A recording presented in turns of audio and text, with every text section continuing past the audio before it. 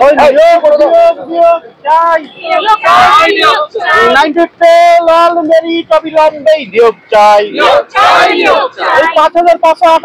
চাকরি প্রার্থীদের অবিলম্বেই নিয়োগ চাই।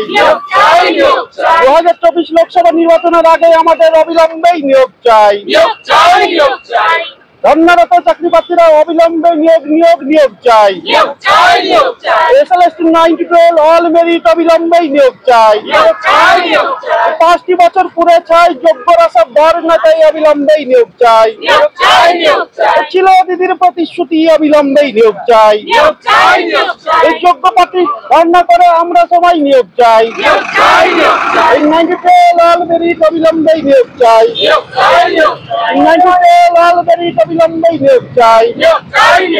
লোকসভা ভোটের আগে আমরা নিয়োগ চাই। লোকসভা ভোটের আগে আমরা নিয়োগ চাই। ছিল দিদির প্রতিশ্রুতি অবিলম্বেই নিয়োগ চাই। 5,578 সিটে অবিলম্বে নিয়োগ চাই। 5,578 সিটে অবিলম্বে নিয়োগ চাই। দাদা, কালকেও আমরা আপনাদের সাথে দেখা করেছি। গত 26 তারিখে আপনারা প্রতিশ্রুতিবদ্ধ মানে একেবারে তীব্র ভাষায় আক্রমণ করেছিলেন, বলেছিলেন যে 7 দিনের মধ্যে যদি সরকার চাকরির জন্য কোনো রকম চিন্তা ভাবনা না করেন বা প্রতিশ্রুতি কিছু না দেন, তাহলে রাজপথে আপনাদেরকে আমরা যেভাবে দেখবো সেটা সবাই শুনেছেন, বাচ্চা কোলে নিয়ে। আর কতদিন এইভাবে থাকবেন? এই প্রশ্নটা তো আমাদেরও মুখ্যমন্ত্রীর কাছে, যে আমাদেরকে আর কতদিন এভাবে রাস্তায় বসিয়ে রাখা হবে। 2019 থেকে শুরু করে আমরা যখনই অনশন বা অবস্থান বিক্ষোভ করেছি, শুধুমাত্র পেয়েছি প্রতিশ্রুতি। কখনো মুখ্যমন্ত্রী, কখনো শিক্ষামন্ত্রী, কখনো বা অভিষেক বন্দ্যোপাধ্যায়, কখনো বা কুণাল বাবুর মতো লোকেদের কাছ থেকে। তা বারবার এরকম প্রতিশ্রুতি আমাদের বলা হয়েছে খুব দ্রুত নিয়োগ করা হবে। এই যে বিগত 19 থেকে আমরা রাস্তায় রাস্তায় ঘুরছি 24 সাল পর্যন্ত, তাতে করে আমাদের এই সন্তানরা, আমাদের পরিবারের লোকজনও আজকে এসছেন অনেকেই, যে তারাও চাইছে না যে তাদের পিতা মাতা বা পিতা মাতৃতুল্য যে তাদের আছে এখানে যারা, তারা যেন কেউই এই আত্মহননের পথে না যায়, কারণ তারা আমাদের উপরে ডিপেন্ডেন্ট। তাই তাদের দিকে তাকিয়ে, এবং সরকার যেহেতু বিকাশ ভবনে কয়েকটা মিটিং করেছে, সেই সমস্ত কথা মাথায় রেখে আমরা আবার সরকারের কাছে অনুরোধ রাখছি যেন অতি দ্রুত সিদ্ধান্ত নিয়ে আমাদেরকে যেন এরকম পথে যেতে বাধ্য না করায়। সুদীপ দা, দীর্ঘদিন হয়ে গেল আপনারা রাস্তায় বসে আছেন, বাচ্চা মায়েরা মানে যারা মায়েরা বাচ্চাদেরকে নিয়ে বসে আছে, বাবা বাচ্চাদেরকে নিয়ে বসে আছে, এরকম প্রচুর মহিলারা আছেন আপনাদের সাথে। মানে এটা হচ্ছে নাকি? রাজ্যে কি চলছে? দেখো, সত্যি আমরা খুব মর্মাহত। আমরা কখনোই ভাবতে পারিনি যে যোগ্যতার নিরিখে মেধা তালিকায় থেকে আমরা এই ধর্ণা মঞ্চের বছরের পর বছর কাটাতে হবে রাস্তার ধারে। আমরা রাজ্য সরকারের প্রতি যে ভরসা রেখেছিলাম, রাজ্য সরকার সেই ভরসার মূল্য কিন্তু আমাদের দিচ্ছে না। সরকারের কর্তব্য দায়িত্ব ভুলে গিয়ে সরকার ধর্নারত চাকরি প্রার্থীদের নিয়ে যে খেলা করছে, খেলা অবিলম্বে বন্ধ করা দরকার। কারণ আমরা কোনো পলিটিক্যাল পার্টি নয়, বাংলার সাধারণ ঘরের ছেলে মেয়ে। আমাদের একটাই দাবি যে 5,578 সিটে যে বঞ্চিত হয়েছে, নবম থেকে দ্বাদশ স্তরে বঞ্চিত চাকরি প্রার্থীরা, তাদের অবিলম্বে নিয়োগ চাই। এটা আমাদের হকের চাকরি, ন্যায্য চাকরি। আর সেই দাবিতে এই লড়াই চলছে। এই লড়াই দীর্ঘদিনের লড়াই, আজকের 2-1 দিনের লড়াই নয়।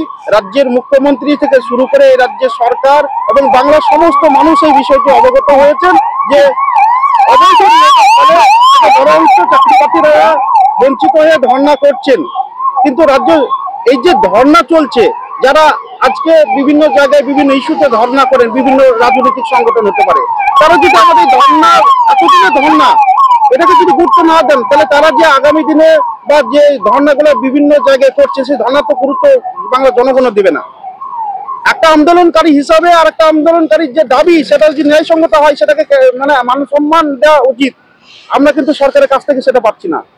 রাজ্যের মুখ্যমন্ত্রী একদা আমরা দেখেছিলাম 26 দিনে অনশন করেছিলেন, কিন্তু আমরাও তো 2019 সালে 29 দিনে অনশন করেছিলাম। রাজ্যের মুখ্যমন্ত্রী থেকে শুরু করে এই রাজ্য সরকার কেন্দ্রের তরফে যে দাবি দেওয়া, সেটাকে কেন্দ্র করে বারবার ধর্নায় বসে। 2-1 দিনের ধর্না যদিও, কিন্তু এই টানা 1087 দিনের যে ধর্না, এটা বিশ্ব ইতিহাসে একটা রেকর্ড, যেটা বাংলার যুবক যুবতীদের এই যে বঞ্চনার হাত ধরে তাদের লড়াইয়ের অসীম সাহসিকতার পরিচয় কিন্তু এই বাংলা থেকে রেকর্ড করছি। এটা গোটা বিশ্বের ইতিহাসে উজ্জ্বল হয়ে থাকবে আগামী দিনে।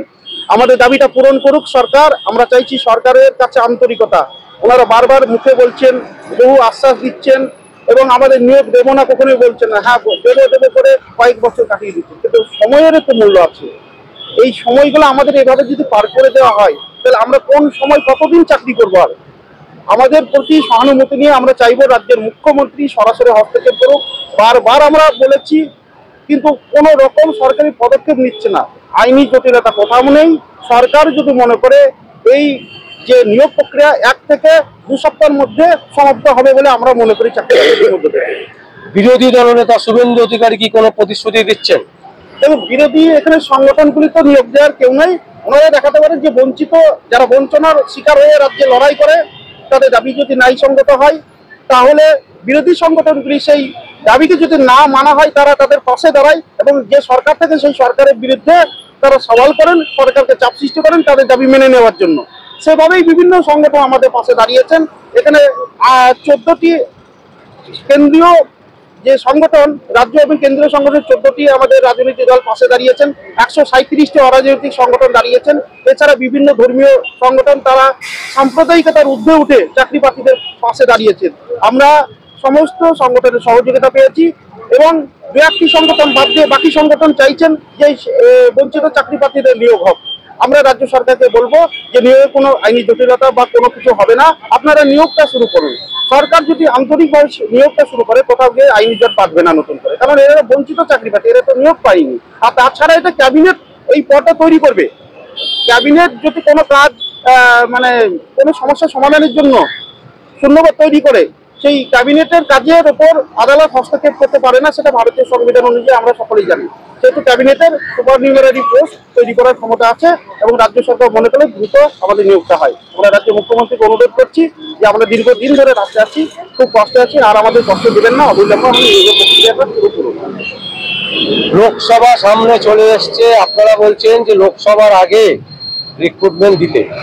তৃণমূল কংগ্রেস সুপ্রিমো থেকে শুরু করে সব ঘেটে গেছে, মানে একেবারে ঘেটে আছে, একের পর এক নেতা বেরিয়ে যাচ্ছে।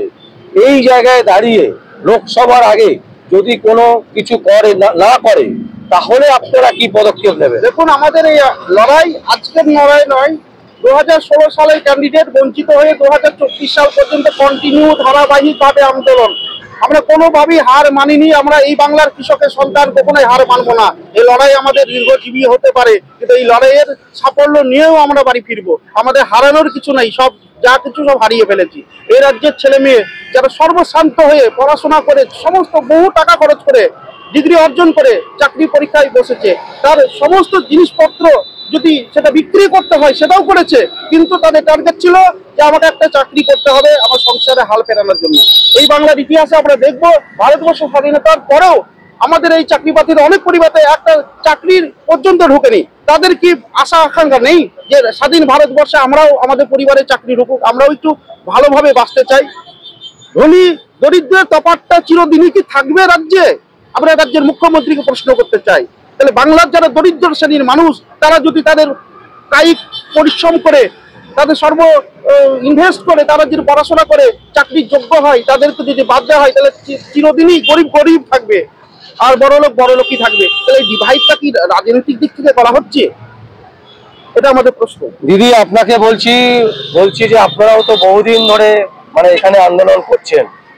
আপনাদের মানে এইটুকু বাচ্চা সন্তান, তাকে নিয়ে আপনারা আছেন ধর্ণা মঞ্চে, কি বলবেন? মানে মুখ্যমন্ত্রী একজন মহিলা, আপনারও মহিলা, কি বলবেন? সেটাই তো বোঝা যাচ্ছে। সবাই অনেকে বলে মা, তারপরে মানবী, এটাই তো বোঝা যাচ্ছে উনি, আমরাও মহিলা, আমরা মানে সংসার সামনে আমরা দিনের পর দিন এখানে এসে পড়ে রয়েছি, উনি কতটা মানবী এটাই বোঝা যাচ্ছে। এটাই আপনারা দাদা, শেষ প্রশ্ন, আর কতদিন এরকম বাচ্চা নিয়ে এখানে বসে রাখতে হবে? এই প্রশ্নটা আমার মনে হয় আমার থেকে মুখ্যমন্ত্রী ভালো উত্তর দিতে পারছেন। ওনারা যতদিন বসেই রাখবেন আমাদের ততদিন বসে রাখতে হবে। আমি মুখ্যমন্ত্রীকে বলবো যে আমাদেরকে যেভাবে কষ্ট দিচ্ছেন এভাবে কষ্ট দিয়েন না, কারণ আমরাও মানুষ, আমাদেরও একটা সহ্য ক্ষমতা আছে। মুখ্যমন্ত্রীকে বলছি, মাননীয়, আপনি নিজে হস্তক্ষেপ করে এই লোকসভা ভোটের আগে আমাদের নিয়োগের ব্যবস্থা করুন। একদমই তাই। আমরা দর্শক, আমরা এই যে যারা বসে আছে আজকে দীর্ঘদিন ধরে, বহু শিক্ষকেরা যাদের কাজ ছিল স্কুলে গিয়ে শিক্ষা দান করা এবং মানুষ করা, আজকে আমরা কি দেখছি, বিভিন্ন স্কুল কলেজে মেধা শিক্ষক নেই, মানে যারা পড়াবে সেই রকম শিক্ষক কিন্তু আজকে বিরল বলা যেতে পারে, একেবারেই তলানিতে গিয়ে ঠেকেছে। কিন্তু তারপরেও নিয়োগ পদ্ধতিতে এত বিলম্ব কেন? আজকে দীর্ঘদিন 1087 দিন হতে চললো এনারা রাস্তায় বসে আছে। যেখানে মমতা ব্যানার্জি একজন মহিলা, সেখানে মহিলারা আজকে রাস্তায় বসে আছেন তাদের ছেলে মেয়েকে নিয়ে। এর থেকে বড় লজ্জা, এর থেকে বড় দুঃখের আর কি হতে পারে? আমরা মাননীয় মুখ্যমন্ত্রীর কাছে এবং রাজ্যের তাবড় নেতা নেত্রী, লয়ার, বিচারক সবার কাছে হাত জোর করে অনুরোধ করব, সংবাদ আবির্ভাবের পক্ষ থেকে লোকসভা নিয়ে যেভাবে আপনারা মেতে উঠেছেন, আপনারা মাতুন, নির্বাচন নিয়ে আপনাদের লড়াই চলবে, কিন্তু তার আগে এনাদেরকে একটা ব্যবস্থা অন্তত করে দিন।